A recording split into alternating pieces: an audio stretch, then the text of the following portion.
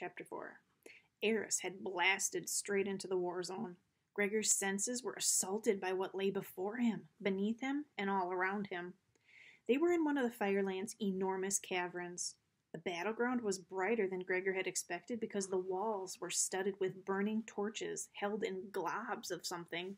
Clay, maybe? He saw an Underlander woman toss a burned-out torch to the ground and replace it with a new one. Despite the extra light, it was still difficult to see because the army of rats had churned the volcanic dust on the floor into a choking cloud that rose to the ceiling. Bats swirled around Gregor, carrying their human bonds. Most of the humans had drawn swords. Something obscured the faces of the people and the bats. A person flew by, and a packet hit Gregor on the chest. "Don you this!" he thought he heard them shout, but he wasn't sure because the cavern was filled with a din of voices. Gregor unrolled the packet and found 2 face masks, one for him and one for Eris. That's what everybody was wearing. He quickly positioned the bat mask on Eris and slipped his own over his mouth and nose. The mask was stuffy, but using it sure beat inhaling that junk in the air, and it cut down on the reek of blood. Blood seemed to be everywhere, dripping off of people, staining Bat's fur, pouring out of rat bodies on the ground. It dawned on Gregor that the main goal of each side was to relieve the other of its blood, thereby eliminating it. For a moment, he felt sickened. Then he remembered why he was here. "Do you see Luxa?" he asked Eris. "No," replied the bat. It was next to impossible to find anyone in this mess. It wasn't just the masks that made it difficult. Where they weren't blood-stained, the rats, bats, and humans were coated in dust, making everyone largely unrecognizable. He could fly around for hours looking for Luxa and still not find her. Then his thoughts turned to the Bane.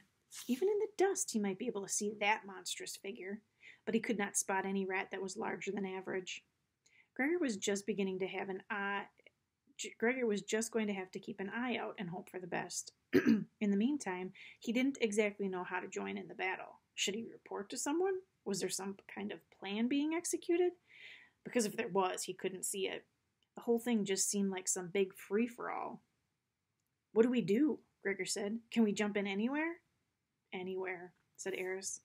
But even now, even after all he had been through and witnessed, something in Gregor balked at the idea of something going down and running his sword through a rat. His ambivalence was interfering with his ability to connect with his rager side. He concentrated hard for a second to establish his place in all of this chaos. The reason he must kill the rats, the reason they must die, had to do with the gasping mice in the pit and his mother lying in the hospital, and Boots and those baby mice in the nursery, and Luxa, who had to be out here somewhere in this mayhem. It had to do with what had happened and what would happen, not only to him, but to those who were not warriors, if these rats were not stopped. "Down there, by the right wall!" cried Eris. Gregor could see a woman trying unsuccessfully to rise from the ground. Blood poured from a gash in her leg. A bat hovered over her, slashing at an oncoming rat with its claws. A buzzing began in Gregor's veins. "Go," he said. They had never flown in a battle together, Gregor and Eris. The one real battle Gregor had fought in had been with the ants in the jungle. At that time, Eris had been struggling to survive the plague in the hospital in Regalia. But they had trained for hours and hours in the arena and had been in enough tight spots together to know they could count on each other completely. Eris dove for the charging rat, tipping sideways to allow Gregor the closest possible range. The rat was leaping for the injured woman just as Gregor's sword made contact. His blade severed one of the rat's ears. The rat turned on him with a ferocious hiss. "That got his attention," said Gregor, as Eris looped back for another attack. A look of shock crossed the rat's face as it recognized them. Even in this mess, it would be hard to overlook a bat as imposing as Eris, with an overlander rider. "It's the warrior! It's the warrior!" the rat screamed. Gregor could hear the phrase rippling through the army of rats as word of his presence spread. He knew the rats had been laughing at him, of late because of an encounter he'd had a few weeks ago under Regalia. Twirltongue, the hypnotically persuasive rat who advised the Bane, had sicked 2 of her buddies on him. Gregor had been fighting very well until one of the rats had smashed his flashlight, leaving him in darkness and reducing him to helplessness. He had crawled around on the tunnel floor like a mouse cornered by a couple of alley cats and barely escaped with his life. Good, thought Gregor. Let them laugh. Because now, with the numerous torches, there was no danger of being without light. Now he had seen what they had done to the mice. Now everything was different. The bat they had come to aid had swept up the wounded woman and flown off, so Gregor redirected his attention to the scene below. A group of about 8 rats had gathered beneath him, no doubt eager to claim him as their prize. Eris could easily fly elsewhere, but Gregor wanted to see how high the rats could jump. Eris dipped down, and the entire pack leaped up. The most athletic made it a good 15 feet in the air. Gregor's sword made contact with a pair of claws that was just about to shred a spot on Eris's wing. "Watch your wings," said Gregor. "That is the trick," said Eris. "To fight them, we must be close, but if we are too close, I cannot evade them. When things move quickly, you will have to trust my choices." Gregor understood what Eris meant. In the heat of battle, they could not stop and have some detailed conversation over what target to attack next. Eris was going to have to make most of those decisions, and Gregor was just going to have to go with them. "Whatever you think, I'm with you," said Gregor. And with that, Eris threw them into the battle. Wherever they turned, a group of furious rats awaited them. It was less a question of attacking than of counterattacking the mobs of rats. He was surrounded by a blur of razor-sharp claws and deadly teeth that all seemed bent on tearing open one of his main arteries. But he had no intention of dying, not while the Bane was still alive. If he was going out, he was determined to fulfill the prophecy and take the white rat with him. The rage or sensation was pulsing through him, but he was managing not to give in to it completely. Perhaps all the hours of training in the arena were helping him stay focused. The movements were so familiar. Marith had put Gregor and Eris through their paces 1,000 times this summer. Dive attack, feint right, wing block, loop back. But in the arena, Gregor's sword had been encountering air or strategically placed sandbags. Sometimes they had worked with cow carcasses that were headed for the kitchen. Marith had wanted him to get the feeling of driving his sword into a real body. It was a lot harder than it looked. The blade had to pierce the hide, then muscle, and then sometimes ran into bone, and it could reach the vital organs before it could reach the vital organs inside. It took a lot of power. The lessons with the dead cows had always made Gregor somewhat queasy, but he was grateful for them now.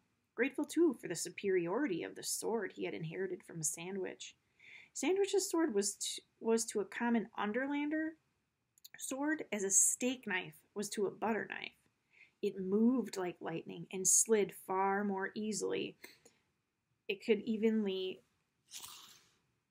even cleanly cut off a row of rat teeth in one stroke. At least it could in Gregor's hand. Soon Gregor was covered in blood, and Eris's fur had become damp and sticky with the stuff. But neither of them had more than scratches. He didn't have to think about how to wield his sword. It moved instinctively from target to target, and every time it connected, Gregor became more confident, more powerful. He injured many rats, some of them fatally, he thought, although he couldn't be sure. But the numbers attacking him only increased. If he had needed the images of the mice and his loved ones to propel himself into battle, they were rapidly replaced by the desire for self-preservation. "You really have no idea how much they hate you, do you, Overlander?" Luxa had said to him when they'd been arguing about her starting the war. Well, he did now. "Man, these rats want me dead," Gregor remarked to Eris when they had lifted above the fighting to take a breather.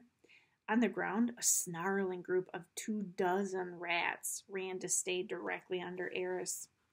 "Has this only just occurred to you?" asked Eris, and Gregor could hear the rare "ho, ho, ho." That meant Eris was laughing. Gregor laughed too. They were both in uncharacteristically good moods. In fact, Gregor felt better than he had in ages. It's the rager thing, he thought. The last time he had fought, it had been against snakes in the jungle. He had apparently been grinning his head off, which had upset him at the time. But here, with the battle around him, he didn't care. And as for Eris laughing, for the first time Gregor had to wonder if his bat might not have a little rager blood in him too. Or maybe it was just the relief of finally doing something real, of obliterating that feeling of intense frustration they had experienced as they watched the mice suffocate to death while they were helpless to stop it. At any rate, they were both flying high. "Ready for more?" asked Eris. "Yeah, go for it," said Gregor. Then something caught his eye. "No, hang on a minute, Eris." For the first time, the action on the ground seemed to have taken on some kind of order. Gregor and Eris were among a group that was dealing with the rats along one front, but there was a second line of intense fighting on the far side of the cavern, nearly blocked out by the dust cloud it caused. "What's happening over there?" As Eris flew toward the cloud, Gregor began to make out more of the scene. A long shelf of rock jutted out of the cavern wall about 12 feet from the ground. Under the edge of the shelf, a wall of humans was on the ground, trying to hold off an intense rat attack. Their bats were performing some kind of strafing maneuver from the air, diving down on the rats and literally ripping chunks of flesh off of their bodies. "It is the nibblers! Our army is trying to get them to safety," said Eris. Gregor squinted into the dust and could just make out a line of mice. The humans were protecting them as they scurried from a cave along the cavern wall to a tunnel opening some 20 yards away. But it was a very dangerous task, since the humans were at a complete disadvantage fighting on the ground. There was no choice, though. Gregor could see that. The stone shelf made aerial fighting unthinkable. The rats would be picking the bats off right and left at that altitude. At the mouth of the tunnel, the onslaught was the heaviest. Both human and rat bodies were piling up at an alarming rate. The humans had formed one of their standard defenses, an arc. But holding down the center point, the key position in the formation, was a rat. Rip Red. He was spinning so fast that a funnel cloud of dust had risen up around him. Any rat that came into his reach was instantly killed. Gregor did not know how long he had been holding that position, but he did know that even Rip Red had a breaking point. What was it he had once said? "I start to crack at about 400 to 1. Just then, Rip Red's spin was thrown off as an enormous rat drove straight into him. Rip Red still managed to kill it, but he was knocked backward hard and seemed stunned. "I've got to get down there," Gregor shouted. Eris didn't question him, but as he angled in, Gregor heard him call, "I am here!" The rats had immediately sensed the opening made by Rip Red's incapacitation. 7 gathered into a pack, obviously preparing to charge the cave entrance. Gregor landed squarely in the spot where Rip Red had been standing, sinking up to his ankles in the muck of dust and blood. He slashed his blade across the air and then hit a defensive position. For a moment, the rats hung back, surprised by the appearance of their new opponent. Then the leader let out a growl, and the entire pack went for Gregor's throat.